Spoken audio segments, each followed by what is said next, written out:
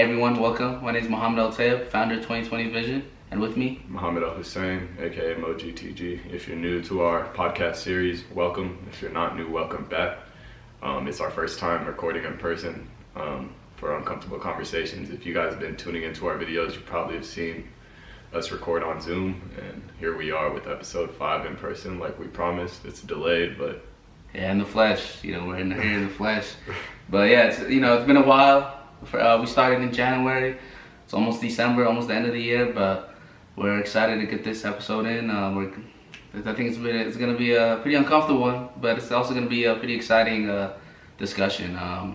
As you know, Uncomfortable Conversation is a collaborative podcast series with MoGTG and his Mo Family channel. We're really dedicated to discussing topics that are taboo, topics that get people uncomfortable. Hence the topic, hence the name. For this certain topic, we've been wanting to do this episode for a while now.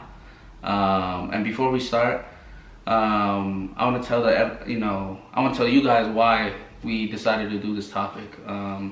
Today we're talking about internalized homophobia and the roots it has to fragile masculinity. When we first really started thinking about this topic, we thought about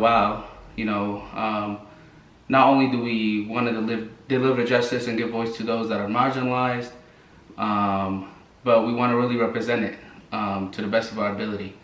And we had a guest lined up, to everyone beforehand. We had one, but things happen, as we know. So nonetheless, this is still an important conversation. And despite not having someone that can represent the LGBTQ plus community, I think we can still deliver something from our experiences, from our understandings. So you could speak about what that exactly is. I feel like our whole lives were raised by the fear of false judgment, or we're controlled by the fear of being judged by others. As young boys, we were taught that doing certain things discredit our masculinity and the ability to explore ourselves and find the things that we love was stripped from us by society because of the labels placed on certain things. Yeah. It could be the smallest things, like being clean, or the social norm that men work hard and women stay at home, and this has been taught to multiple generations, and it really takes away from our ability to explore and live our human experience without fear. And I feel like the only way to live in society today is to have faith, and that faith, it starts with being sane and being able to be yourself, even if society might label you as something, and I feel like all of these things come from uneducated and outdated point of views, Mm-hmm. And as the world progresses, people are left behind because of their attachment to things that were instilled in them from the moment they gained the ability to communicate and comprehend. And I truly hope this episode gives at least one person the courage and strength to break free from the shackles of their own mind, because we create a lot of these things in our own mind, Yeah. And I really hope that this video allows people to really dive in and find themselves, and really find the courage to explore themselves and really be able to say, I don't care what other people think. It's an uncomfortable thing, but it's something that needs to be done in order to grow. Yeah, and I mean, we can get straight to it. We're aware that we're straight men. That's what we identify as. We're Muslim men. Nobody in our community, let alone people of our identity, really like to talk about these things. But I think from our experience, we know about internalized homophobia and how it stems from, fragile masculinity, and that's what we're going to try to bring to the table. Episode 3, we talked about addressing toxic masculinity, Yeah. I can't be scared, or I can't have emotion, I can't feel, that's what they teach men to be. They teach you to be this brick stone wall that, Literally, yeah. Nothing can faze you, when in all reality it's you still got feelings, you still got emotions, but it's the ability to be able to understand your emotions is in my opinion, is what makes you a strong man. I think it's what makes you, like, yeah, I think someone that's scared of their emotions and suppresses them in order to fit these social norms is avoiding what it takes to really be a strong human. Like, all humans have emotions, so it's like running away from the problem instead of actually conquering it. People are like, bro, you can't feel sad. You gotta be like, you gotta be strong. What is strong though? Is strong running away from your emotions, or is strong tackling them and understanding who you are? We got everything so backwards nowadays. Literally, and I mean, like, we have these like heterosexist, sexist ideals that like come with gender norms that like you were saying, strength, men, talking about your feelings, women, and when you're growing up in that, like when we grew up, there was no culture where nobody was telling you like, yeah, this is wrong. Like, as today's children, like my younger brothers and his younger brothers or like and sisters are going through like, they have that like comfort zone. They have that like we have now that social stigma that you can't talk. You gotta you gotta be able to express yourself to the best of your ability. But when we were growing up, it was like, no, you can't do that. Yeah. And that's why like there was just so much like, like, I mean, for example, like being clean. If you did something, if you were like, for example, I like clean my nails. I go get a pedicure, manicure, and when I was doing that, people be like, oh man, that's gay, and I didn't understand what that meant, because I was just, I grew up in a very African household, Muslim household, so I was like, well, what does that mean? What does that mean when you tell me that's gay, or like, well, I can't do that because it relies on certain like taboo. Yeah, and it's like, why are you wearing pink? Yeah, like ridiculous pink. Like you might not think, but like pink, if you wore that like outside of maybe like a friends group or something, like a public space, people would be like, what are you wearing? You wearing pink? Yeah. Or purple, or like certain types of jeans, certain like you got your hair tied, like your hair. Yeah, your hair tied up.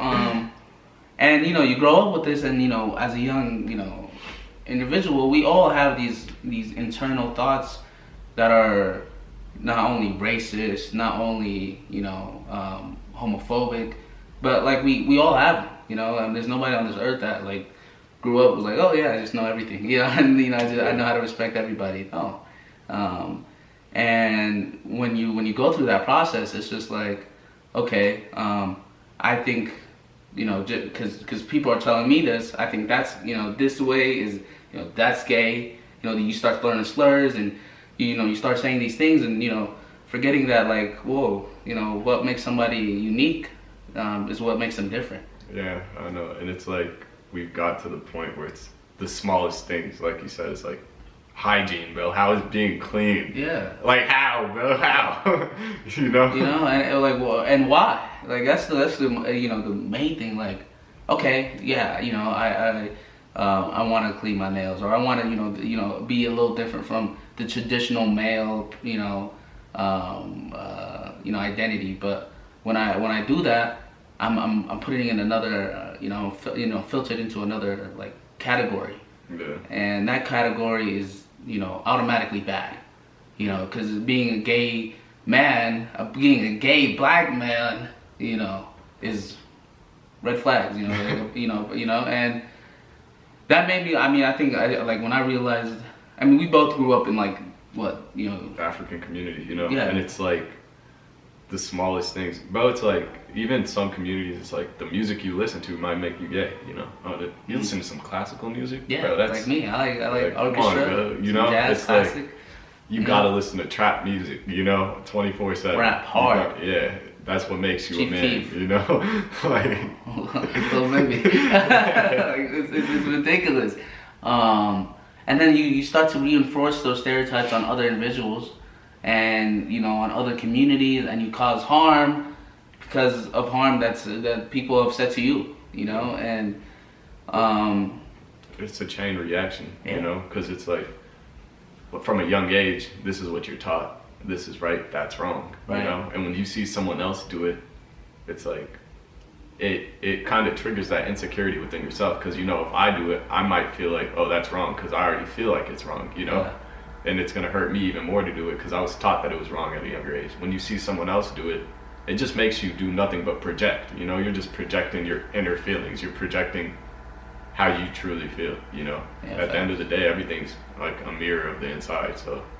And it's everywhere. Yeah. Like, you know, we grew up in the same community, and then college, you know, I went overseas.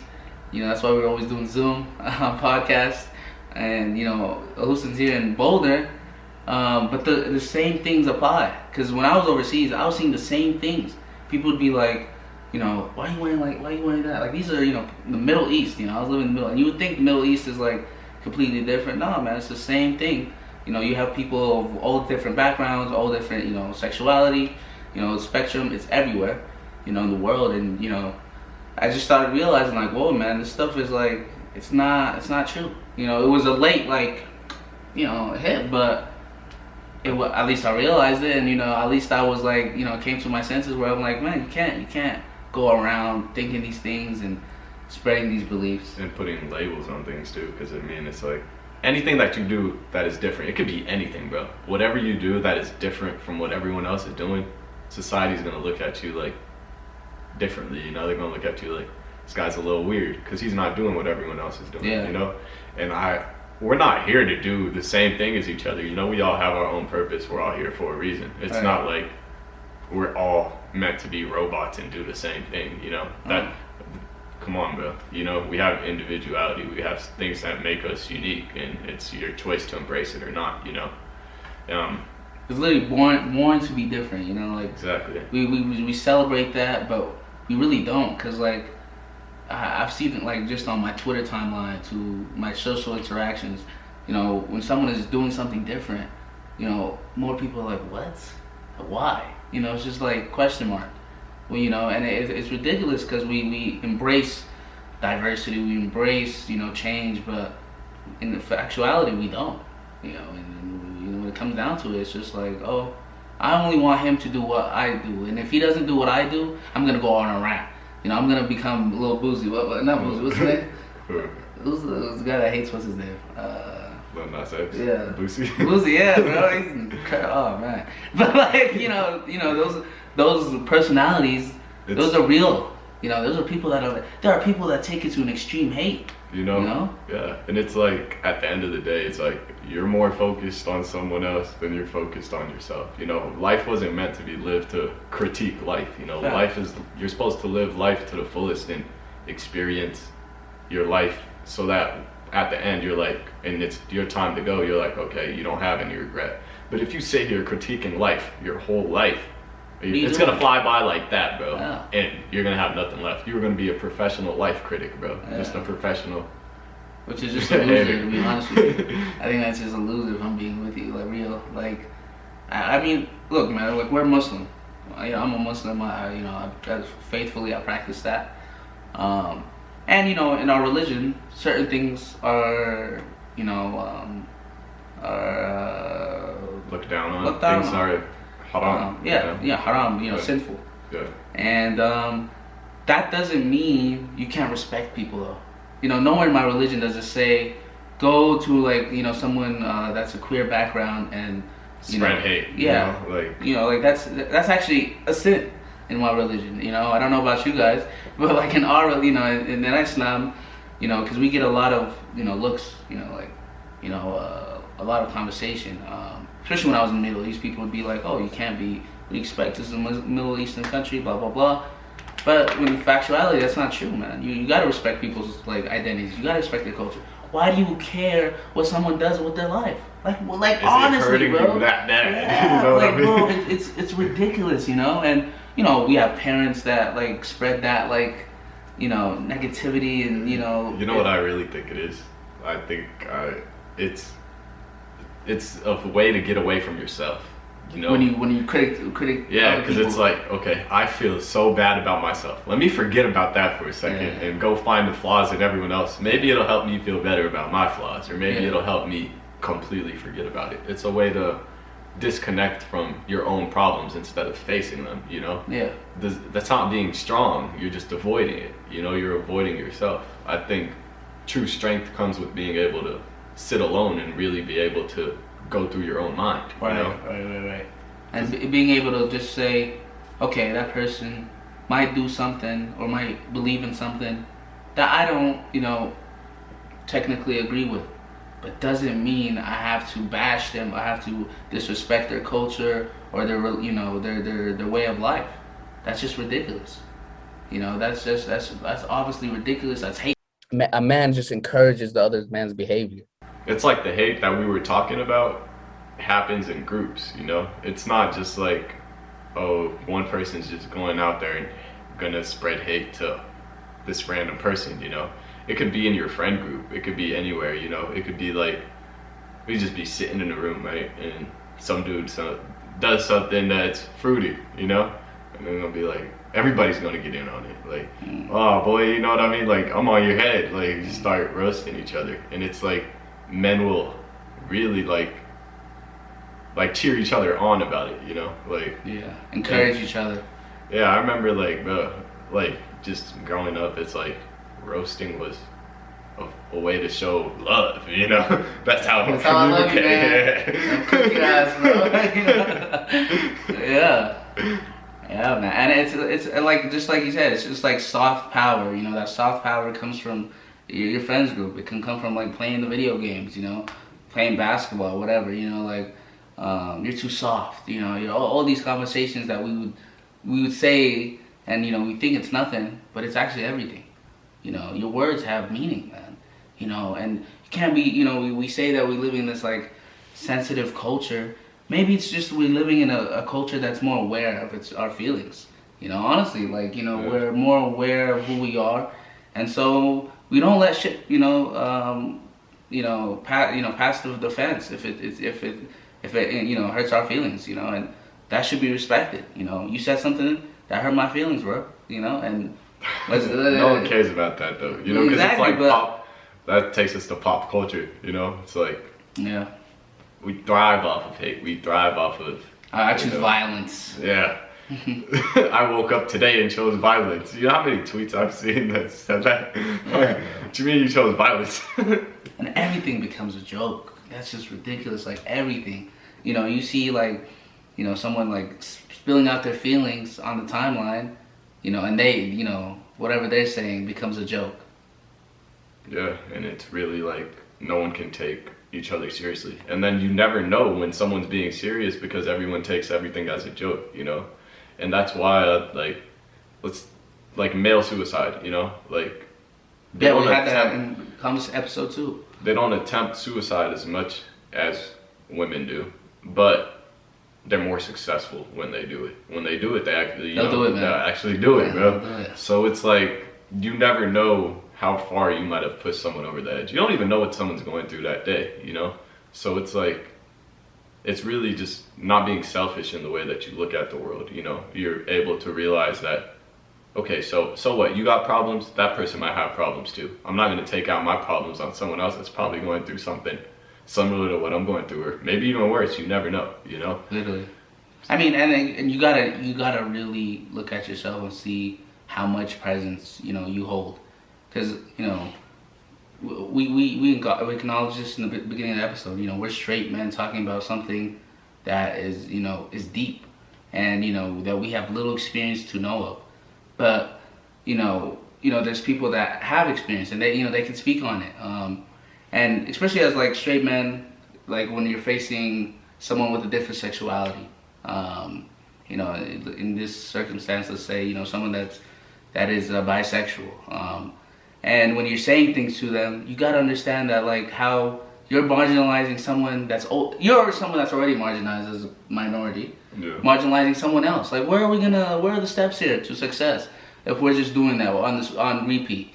Oh, I don't want my people to be like that. I don't want my children to look, you know, see that in the streets. What are you saying, bro? You know, what does that even mean? You know, do you want your child to repeat hate? Do you want your child to go out and, you know, God forbid, be in like a protest of anti-whatever? You know, and as much as you might hate it, that's the direction the world is going. It's like, are you going to sit here and cry about it, or are you gonna?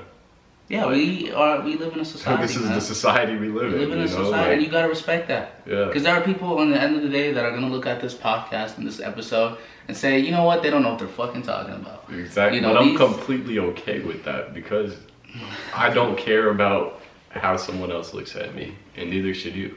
You know. Yeah. So it's like when you're able to be yourself and be transparent, then that's when you'll feel most free. I feel like when you're running away from things, that's when you feel like you need to judge what other people are saying, or even listen to what other people are saying. Because if you completely believe that what is in your whatever in your mind is right, then you wouldn't be watching this podcast, right? Because you wouldn't be looking for outside ways you'd be of perfect. thinking. You know, you're perfect. We'd be watching you. Exactly. And I'm not saying that I'm perfect either, but this is just a conversation, you know, and this is where it all starts, like by conversation, not by I'm not going to talk. I'm choosing violence today. No, you're going to talk about it and then conquer your own emotions, you know. And choose violence against your emotions. Go ahead, you know, challenge your emotions. Don't challenge the physical, you know. Figure out yourself internally before you try to, go crazy and rage in the physical, you know. Literally. And there's got to be, you know, there's people that I know that are just thinking you know, oh, I'm happy like that. No, you're not. I swear to God, you're not, bro. Because, you know, we've all been like that.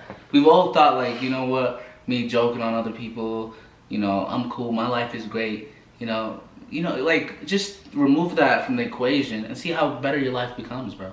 When you're respecting everyone's decisions to be themselves and to express themselves, and they respect you, man. And that comes from being secure within yourself. You know, it's the same thing as I can't love someone else until I learn to love myself. Yeah. You know? Yeah. And even if you do try to love someone else and you don't love yourself, it's not authentic, you know? Facts. Because you don't know the true feeling of love until you're able to love yourself. So it's loving yourself is where it all starts. And by being able to say, okay, I'm not gonna lash out, I'm gonna learn to control my emotions. That's a form of self-love. You're working on yourself, you're improving, you know? That's what my channel is all about. If you've been watching my channel, that's literally what it's all about. It's not about, I'm doing this to be better than this person or do this to achieve something greater than this person. No, you're just trying to work harder than the person that was working yesterday. You're trying to work harder than yourself from yesterday. You know, you're trying to better yourself. Every morning you're waking up what did I do yesterday and how can I do it better? Your only competition at the end of the day is you. And when you look at the world that way, then you won't have to critique everything. I feel like it's just the ability to shift your mindset, and that'll change your whole life. Bingo. Yeah, Bingo was his name on. But yeah, exactly. I mean, he said everything. I don't even have anything to add on.